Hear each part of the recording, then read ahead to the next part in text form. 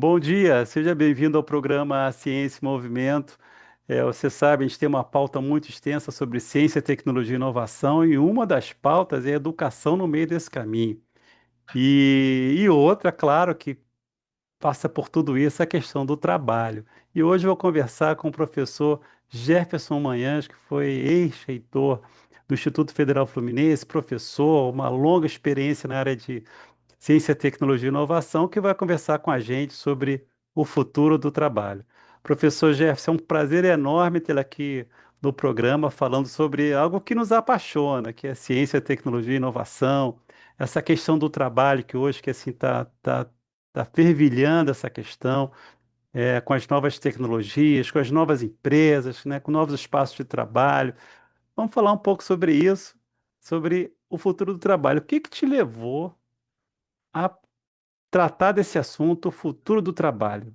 Qual foi a sua chamada para debater esse tema? Bom, Márcio, primeiro é um prazer estar aqui com você, né? Nos conhecemos de projetos comuns e sonhos compartilhados, não é isso? Então, muito obrigado pelo convite, a todos que vão estar nos assistindo. Tenho certeza que vai ser um bate-papo muito legal. Bom, é impossível para quem atua na educação profissional e tecnológica, né, preparando as pessoas, né, para os desafios do trabalho, você não discutir e olhar para onde nós estamos caminhando, né? Como nós estamos nos organizando no mundo do trabalho, como as tecnologias estão sendo desenvolvidas, quais são as prioridades que essa sociedade está assumindo, né? Qual o nosso futuro comum? E a partir desse olhar, a gente tentar olhar como essas mudanças da organização social e, consequentemente, do mundo do trabalho, elas impactam na formação das pessoas. Então, a minha preocupação de olhar para o trabalho e para o futuro do trabalho é justamente porque nós trabalhamos na formação dos nossos trabalhadores, dos nossos profissionais, aqueles que vão estar atuando e ajudando a construir esse mundo, né? Então, é isso, vem dessa perspectiva. E, automaticamente, a inteligência artificial, que passou a ser eu ter um olhar muito dedicado a essa pauta e como ela está impactando na dinâmica do trabalho, a robotização, né? Então, essas consequências, né, muito me interessa e eu venho me dedicando muito, estudando muito. Espero aqui, de alguma maneira, a gente poder trocar impressões, né, e esse olhar de futuro. Porque quando a gente fala de futuro do trabalho, a gente está falando tanto da formação do profissional quanto do dia a dia do trabalho, né? Como é que você está vendo essa questão tanto da formação, né? O que que precisa mudar, na formação dos nossos jovens e no espaço do trabalho, o que está sendo afetado, como é que esse novo trabalhador tem que se recolocar no mercado? Márcio, bom, uma coisa que nós temos percebido é que nunca a mudança esteve tão intensificada. A inteligência artificial, a robotização, elas intensificam muito as mudanças. Por exemplo, 60% do trabalho, das posições de trabalho dos empregos que existiam em 1940, 60% que tem hoje, não existia em 1940. Então, a gente tem que pensar que, especialmente devido à Revolução Industrial, né, as tantas revoluções que vão acontecendo, as mudanças, elas vão transformando a forma da gente trabalhar, da gente lidar com esta realidade, né, do mundo. Então, vou dar um exemplo aqui. Datilógrafo. Há uns, talvez 50 anos atrás, todo mundo que ia para o mundo do trabalho, os pais diziam: olha, você tem que fazer datilografia, porque senão você não vai conseguir ter uma boa oportunidade de emprego. Estou dando um exemplo. Né? Na área de comunicações, operador de telégrafo, né? Isso existia e hoje não existe mais. Então, a primeira coisa que nós temos que entender é que a transformação laboral do trabalho é algo natural desse processo. O que está acontecendo agora é uma intensificação desse processo. Então, isso muitas vezes nos assusta, né? Porque até a década de 80, a gente percebia, acho que são alguns fenômenos, sabe, Márcio, que são importantes a gente trabalhar. Até a década de 80, a gente via uma curva de produtividade, crescimento econômico, olhando assim, vamos dar um exemplo, o mercado americano, que é uma referência mais fácil da gente monitorar, e os dados que eu tenho com mais clareza, mas reproduz no Brasil. Você tinha o crescimento da economia e, ao mesmo tempo, o crescimento da remuneração do trabalhador.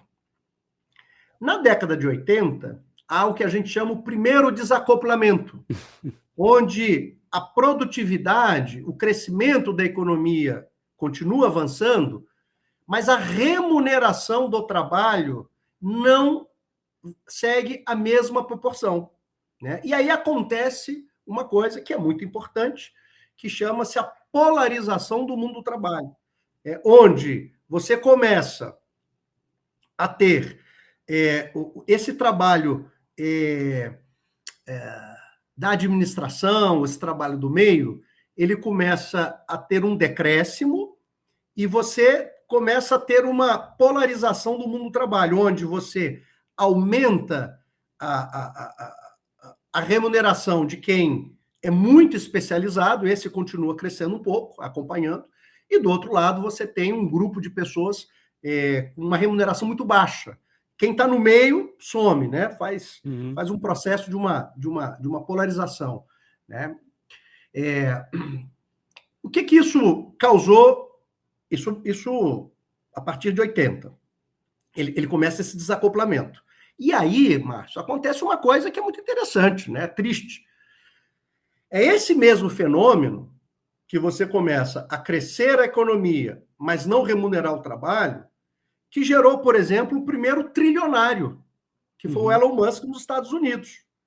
E os Estados Unidos hoje nunca teve tanta gente passando fome mais do que na pandemia.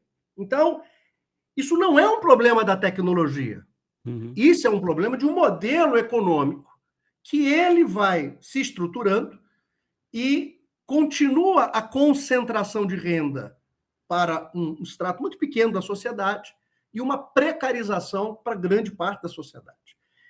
Mas na primeira década desse século que nós estamos vivendo, acontece um segundo desacoplamento, que continua crescendo a produtividade, mesmo não nos mesmos ritmos de 40, 50 anos atrás, mas continua crescendo, mas começa a haver um desacoplamento da geração de posições de trabalho. Então, isso também começa a chamar a atenção. Quer dizer, eu começo a ter uma economia que continua acontecendo, mas precisando de um menor número de pessoas. A inteligência artificial e a robotização, elas intensificam esse movimento, mas elas não criam esse movimento. Aí que está a distinção. Não é uma questão de um problema tecnológico. É a tecnologia que está criando mais produtividade e deixando as posições de trabalho. Ela não é o elemento propulsor, no sentido, não é ela que cria. Esse movimento já vem, né? Desde, eu estou falando, da década de 80, a forma que nós organizamos, as legislações. Por exemplo, só para você ter um exemplo, um empresário, ou melhor, um CEO de uma empresa americana, na década de 60, ele ganhava 20 vezes mais do que a média dos trabalhadores da empresa dele. Agora, essa relação passou de 400 vezes.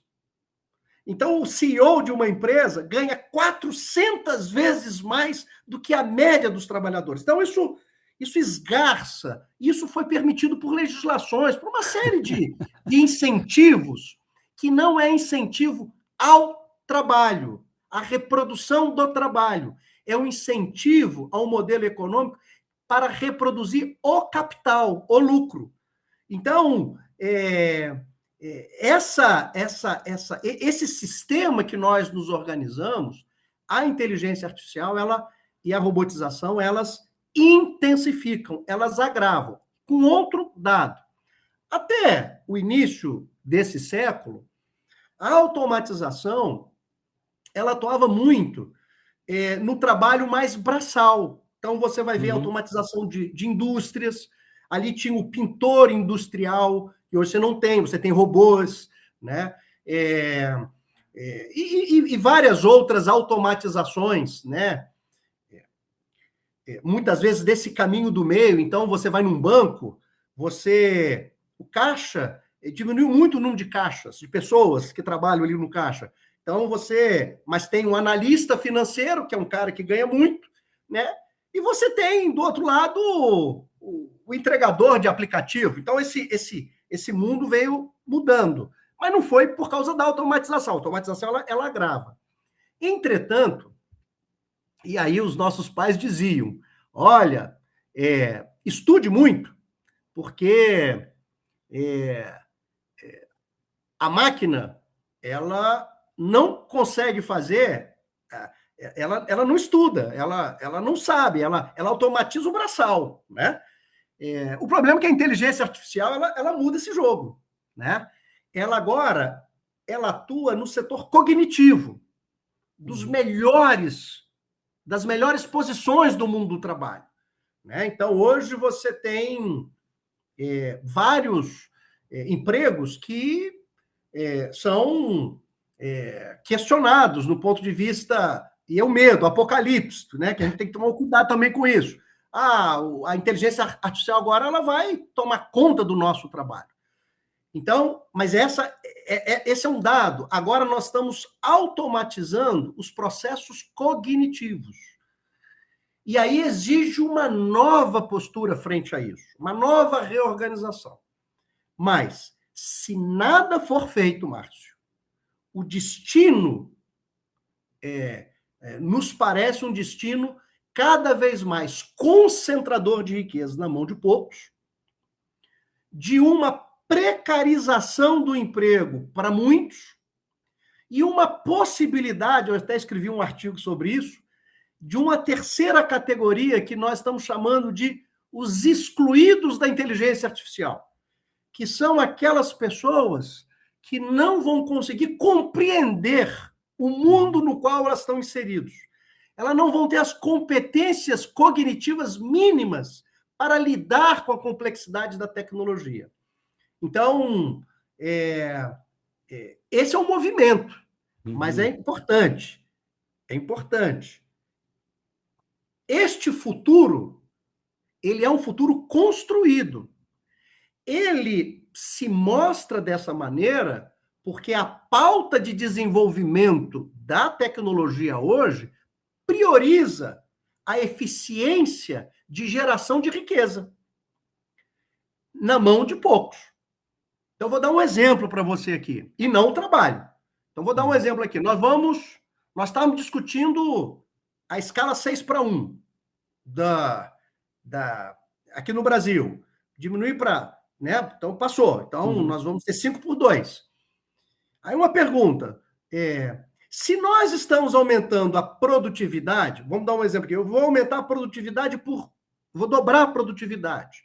Em tese, dobrar a produtividade quer dizer, eu consigo fazer a mesma geração de riqueza com a metade do trabalho, ou em tese, dos trabalhadores. Então, eu poderia, num sistema que prioriza o ser humano, a qualidade do trabalho, então nós vamos diminuir a jornada de trabalho pela metade, mantendo o salário. Esse é o movimento natural. Eu dobrei a produtividade. Então, eu posso diminuir a jornada, mas o que se faz? Hoje, você intensifica ainda mais o trabalho de quem permanece e eu demito a metade da minha equipe. Né? Então, por exemplo, você pega países que hoje se colocam muito refratários à migração, por uma série de discussões, eu não quero entrar aqui em detalhes, mas, por exemplo,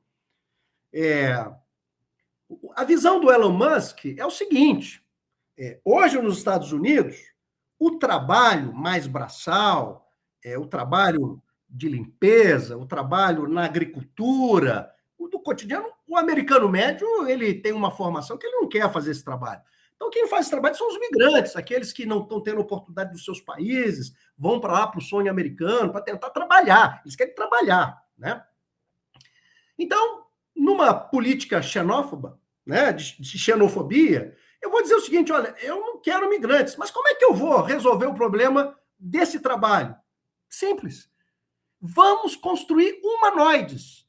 Porque se eu construo humanoides, que é diferente de robôs da linha de produção, lá Uhum. é um robô programado. Hoje, com a inteligência artificial e com a sofisticação da robótica, eu consigo fazer artefatos que têm os mesmos movimentos que os humanos, que têm a capacidade de aprender, ele é programado para aprender, e com isso eu consigo substituir boa parte desse trabalho, que era feito pelos migrantes, pelos humanoides, independente do custo ambiental. Porque, por exemplo, para eu ter as baterias para esses humanoides, para eu construir esses humanoides, eu vou precisar, por exemplo, fazer uma exploração de cobalto numa mina na África com trabalho infantil.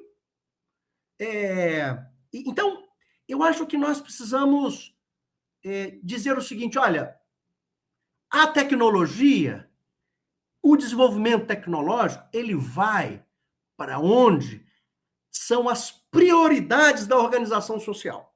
Uhum. Se nós organizamos uma sociedade para que nós tenhamos mais equidade, mais justiça social, mais qualidade, dignidade para o ser humano, eu vou para um caminho.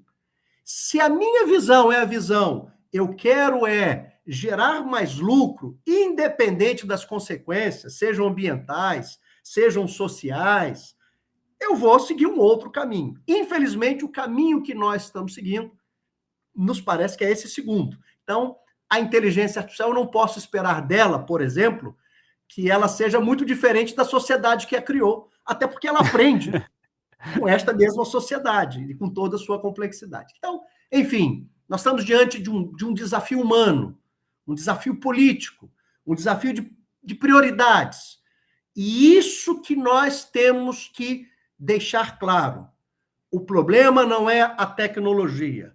Uhum. O problema é qual é a tecnologia, ela está a serviço de quem, de quais interesses e com quais prioridades. Nós estamos colocando a inteligência humana para fazer o quê? Para construir o quê? Um mundo mais solidário, mais fraterno, mais justo, que todos têm, ou a maior parte das pessoas tem, o direito de ser e de estar nesse mundo para sermos felizes, ou nós queremos um mundo que cada um por si, né? E quem der sorte consegue, né? E eu vou sempre dizer, igual a Beth, né? Eu vou sempre dizer que faço uma propaganda de que um ganhou, mas não mostro 1 milhão que Que perdeu para perdeu. esse um ganhar. E eu não mostro, né, as desagregações familiares em virtude do endividamento que essas bets hoje estão gerando. Estou dando um exemplo aqui, né? Eu só Uhum. mostro o vencedor e achando que todos serão vencedores. Infelizmente, não é esse mundo que eu acredito, não é esse mundo para o qual nós estamos construindo a educação. E nós precisamos preparar jovens tecnicamente competentes, mas que compreendam o mundo que ele está, os desafios que esse mundo tem, com compromissos éticos para fazer um mundo melhor para ele, para a família dele, mas também para o vizinho dele, para as pessoas da cidade dele, do país dele e do mundo que nós vivemos. Eu acho que esse é uma grande lição que o Papa Leão XIV colocou na encíclica agora recente, onde diz: humanidade magnífica, ou magnífica humanidade. Quer dizer, o que é mais importante é, a, é dizer que o humano é insubstituível, que o ser humano é esta riqueza, é magnífico, Portanto, qualquer tecnologia, qualquer sistema econômico que diminua essa dignidade, que deprecie as relações sociais, isso não é aquilo que nós desejamos. Então, a educação precisa preparar isso. Tecnicamente competente, humanamente competente, para construir um mundo melhor. Professor Jefferson, é, concordo assim em tudo, mas a gente está chegando no final do programa e eu queria fazer uma provocação, né? O diagnóstico perfeito. Quais são as alternativas? A gente não vai falar isso agora, a gente vai marcar um outro programa, né, uma parte 2, para a gente falar o que que nós temos que mudar na educação, na sociedade, no modelo econômico, nas organizações. O que que a gente tem que mexer para a gente poder seguir adiante? A gente não vai responder isso agora. A gente vai responder no próximo programa que a gente vai gravar em breve, né? Queria agradecer muito a sua presença. Bacana demais esse papo. E a gente já está aí o convite feito para a próxima, né? Agradeço a sua palestra, seu comentário final. Pois é, Márcio, eu quero agradecer o espaço, dizer que nós temos que discutir a sociedade que nós estamos construindo e a tecnologia é um instrumento que potencializa, né? Seja os benefícios, mas também os malefícios. E a gente espera que a gente construa uma sociedade que seja melhor e não que no futuro ela seja pior, mais excludente. Que o mundo seja melhor para todas as pessoas. Muito obrigado pelo espaço e que a gente tenha uma educação pública de qualidade, formadora de pessoas que sejam artífices desse mundo que a gente acredita e que deseja. Muito obrigado, até a próxima. Um forte abraço a todos. Tchau.